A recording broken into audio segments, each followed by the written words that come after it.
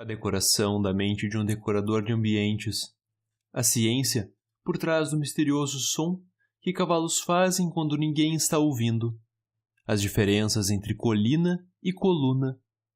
Porque uma má ideia pode se tornar uma boa ideia e boas ideias para quem gosta de más ideias. Tudo isso e muito menos você encontra no programa de hoje.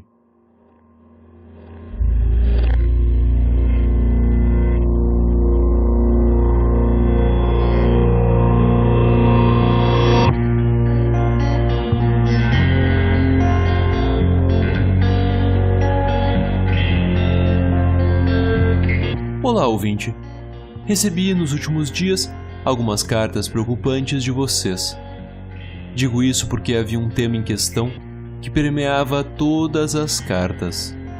Além do fato de serem escritas com uma caneta de tom alaranjado de gosto bastante duvidoso, o outro tema em questão seria do espanto que vocês relataram ao notarem a colina no meio da cidade, que parece um nariz com uma verruga monstruosa. E... sério, ouvintes? É sério? Vocês nunca haviam notado na colina no meio da cidade, que parece um nariz com uma verruga monstruosa?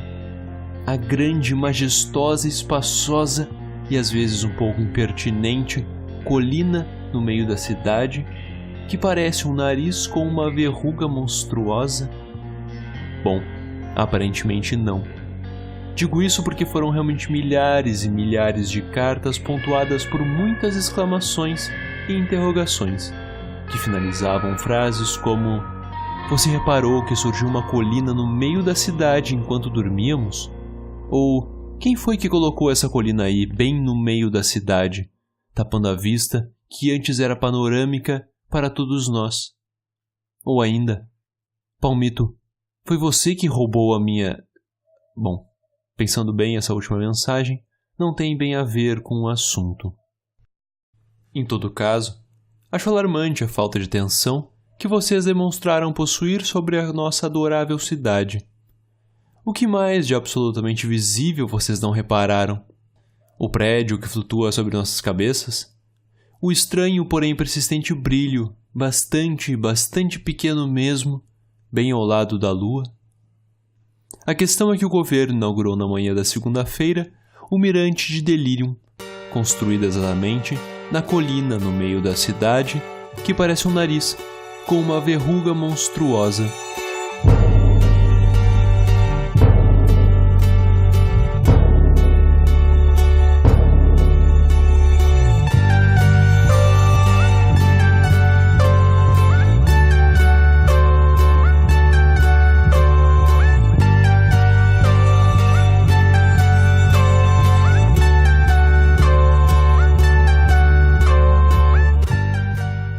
Foi preparada uma inauguração do Mirante, num evento que contou com a presença de importantes figuras da sociedade deliriana. Infelizmente eu não pude comparecer ao evento, pois, vocês sabem, estava ocupado zanzando pelas tortuosas veredas dentro do saco de dúvidas. Ainda assim, fizemos um apanhado de registros contendo os depoimentos de algumas dessas figuras.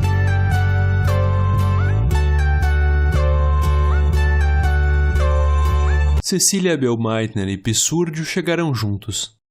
Pissúrdio olhou ao redor e disse que era muito legal, mas era também uma pena que aquilo tudo não duraria muito tempo, que nada daquilo duraria muito tempo, que nem mesmo nós duraríamos tanto tempo assim, e que provavelmente não havia sentido e tampouco razão para exercer todo o esforço que havia sido exercido.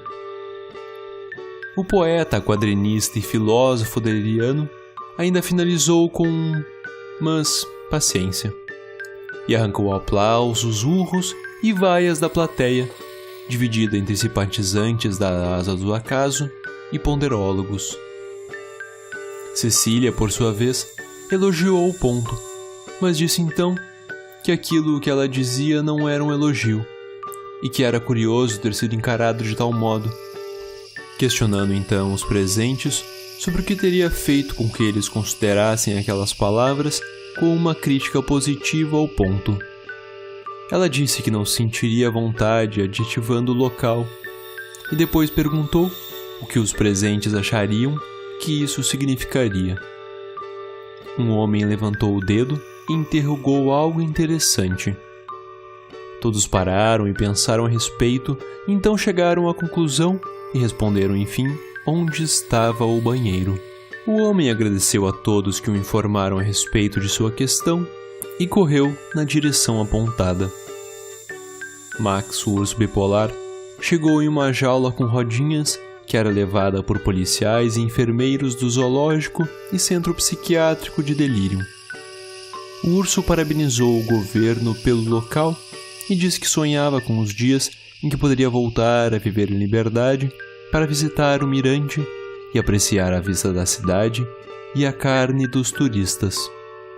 Após isso, o urso agarrou com sua enorme boca a mão de um dos enfermeiros e disse que só precisava de um abraço.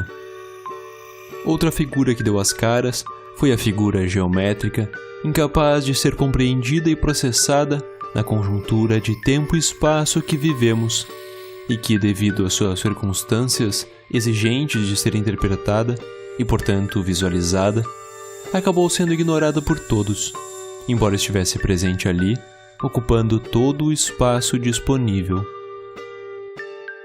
Já Russo Minnesota, por sua vez, disse que estava orgulhoso de fazer parte de um momento tão importante para a cidade e que acreditava que aquele espaço nos permitiria enxergar Delirium de um modo que nunca foi possível antes. Também disse algo a respeito de um ponto brilhoso e bastante pequeno ao lado da lua, mas todos estavam mais atentos a Max, que atacava com velocidade a mão do enfermeiro. Minnesota ainda finalizou, me passando a palavra, o que foi perturbador, porque, como já disse a vocês, eu não estava lá no momento, já que percorria um árduo caminho dentro do saco de perguntas. Fique ligado, que ainda nessa edição voltaremos com mais detalhes a respeito da nova atração turística de nossa amada cidade.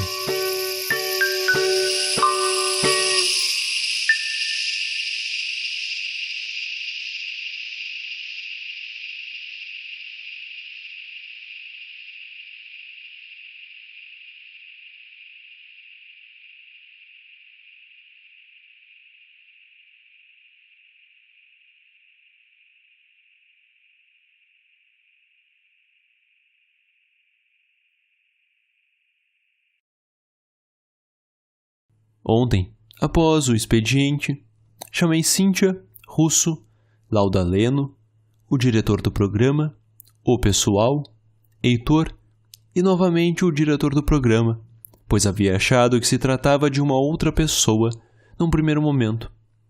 Enfim, convidei todos para jantar em algum lugar.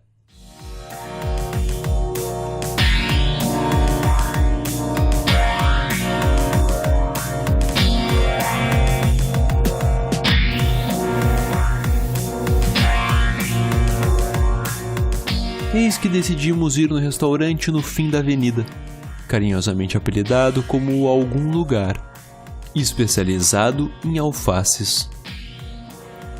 O restaurante no fim da avenida foi inaugurado há pouco tempo e apresenta a inovadora proposta de hiperlocalismo. Falei rapidamente com um dos donos do restaurante no fim da avenida e ele me disse que se focaram no alface porque produzem pratos apenas com ingredientes possíveis de cultivar no local. E acontece que eles só conseguem criar alfaces. Quando sentamos, um garçom com um pedaço de alface entre os dentes da frente nos apresentou o cardápio, que consistia em várias folhas de alface pregadas com uma prancheta de alface. Ele parecia bastante desesperado, então descobrimos que ele era um dos sócios e comentou o quão difícil era trabalhar apenas com alface. Nesse momento, Cíntia fez algum comentário bastante simpático para acalmar o homem, que, no entanto, acabou sendo ofuscado pelo terrível incidente que se procedeu. A cadeira de Cíntia, que estava com os 4 pés de alface um tanto tortos, tombou. Parece que os alfaces usados para confeccionar a cadeira dela já estavam meio murchos. Então, ela caiu diretamente de bunda no chão, que também era de alface. O garçom, com um pedaço de alface entre os dentes da frente, que na verdade era um sócio desesperado, ficou muito preocupado e pediu milhares de desculpas enquanto ajudava Cynthia a se levantar em meio a gargalhadas dos demais presentes, e as folhas de alface que voavam para lá e para cá. Enfim, é possível encontrar tudo de alface por lá: risoto de alface, o quiche de alface, torta de limão de alface, limonada suíça de alface.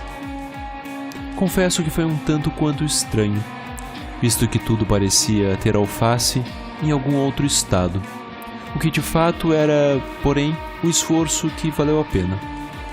A conta também veio no sabor alface, e infelizmente eu não tinha muitas alfaces comigo para pagar o jantar.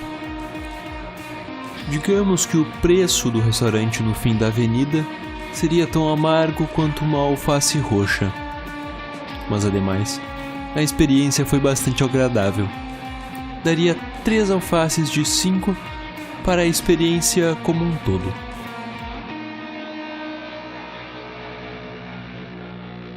Saímos de lá bastante esfomeados e um tanto quanto enjoados, absolutamente sobrecarregados de fibras no nosso organismo e loucos para comer proteína e carboidrato. Apesar disso, ainda rememoro o momento em que meu prato chegou à mesa. Assim que o garçom, com um pedaço de alface entre os dentes da frente, colocou meu prato na minha frente, pude ver que ele estava temperado com uma curiosidade do dia. E lá, em cima do meu steak tartar de alface, a curiosidade do dia dizia: qual é o plural de indivíduos confinados em uma mesma sala, exercendo algo que eles não gostam para uma causa em que eles não se importam? Escritório. E desse modo, descobri a curiosidade do dia de hoje, no jantar pós-expediente de ontem.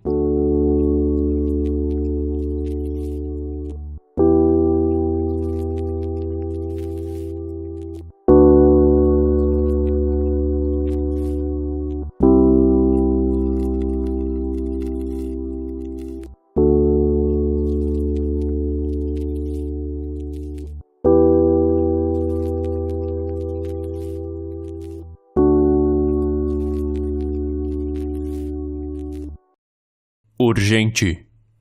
Um homem morreu após colidir seu corpo em um carro em movimento enquanto atravessava a rua em cima de uma daquelas intervenções artísticas que formam zebras no asfalto.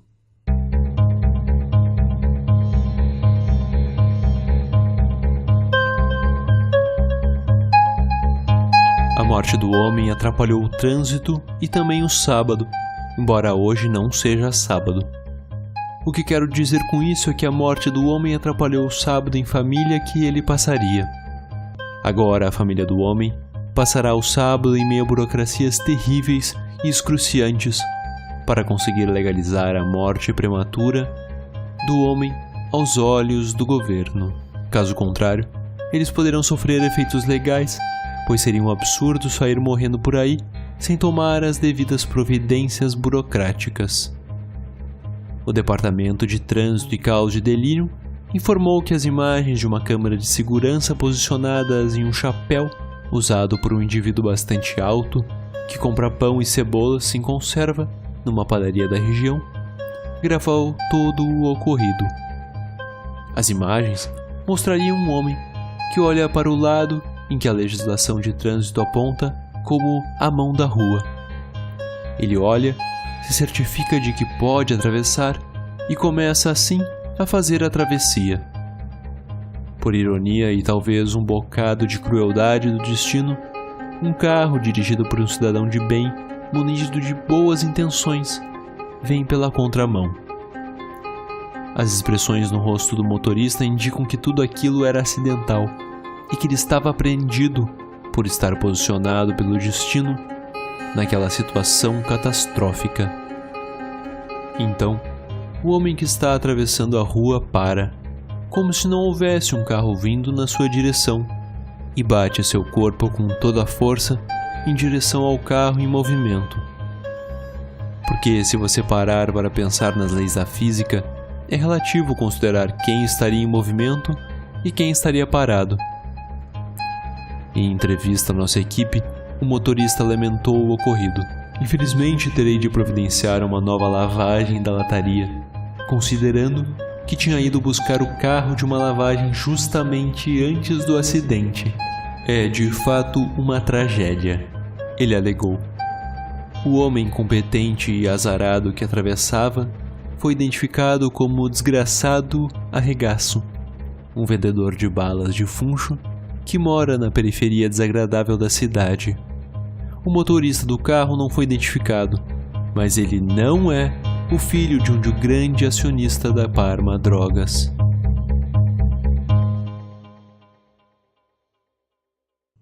Amigo e amiga ouvinte, recebo aqui um envelope de cor amarelo desagradável.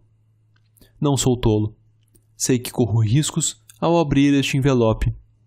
Não seria a primeira vez que algo trágico ocorreria após abrir algo assim, correto? Lembro da última vez que recebi um desses e abri para me deparar com uma multa de trânsito. Em outra, muito pior inclusive, abri e me vi de frente com um poema. Como se sabe, não há coisa pior do que receber um poema de alguém e ter que ler, e então ter que opinar. Terrível. Mas pela textura do papel, não parece que há um poema aqui. O papel não é desagradável, não produz o som entediante que um papel de poema faria ao ser esfregado com o papel do envelope. Parece que é meu dia de sorte. Teve uma vez que um amigo recebeu a documentação de que ele estava morto. Foi apavorante porque não demorou para ele receber outra notificação de que havia algo errado ali. O governo o considerava morto, mas ele estava lá, vivo. Então, ele contratou um escritório de advocacia de muita qualidade e gastou todo o seu dinheiro, que deixaria para a família algum dia, para garantir uma morte assistida junto ao governo e assim voltar a ficar adequado à lei. Mas podia ser muito pior. Ele poderia ter recebido um poema. Bom, vamos ver aqui. O que é isso? Interessante. Acho que sei o que é. Veja só. Muito agradável. São fotos. Alguém me enviou fotos. Fotografias tiradas do mirante, bem no evento de abertura. Consigo ver aqui várias das figuras presentes e também um borrão redondo e insuportavelmente brilhante que ofusca a vista da cidade. Brilhante de um modo que chega a ser inconcebível. É como se cada foto dessa tivesse sido tirada bem no momento em que uma supernova invadisse a atmosfera terrestre e explodisse.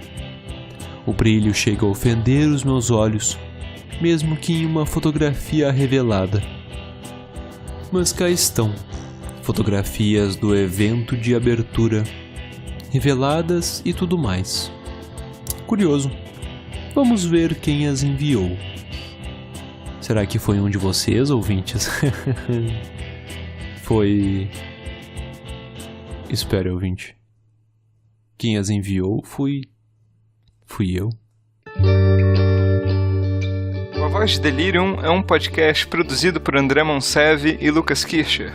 Se você gosta do projeto e quer retribuir de forma simbólica, pode nos ajudar com algum dinheirinho em bit.ly/avddpagseguro ou bit.ly/avddpaypal. Agradecimentos ao Gustavo Dutra, de São Paulo, que doou uma quantia e mandou uma mensagem fora de Delirium: o mundo é muito previsível e pouco poético.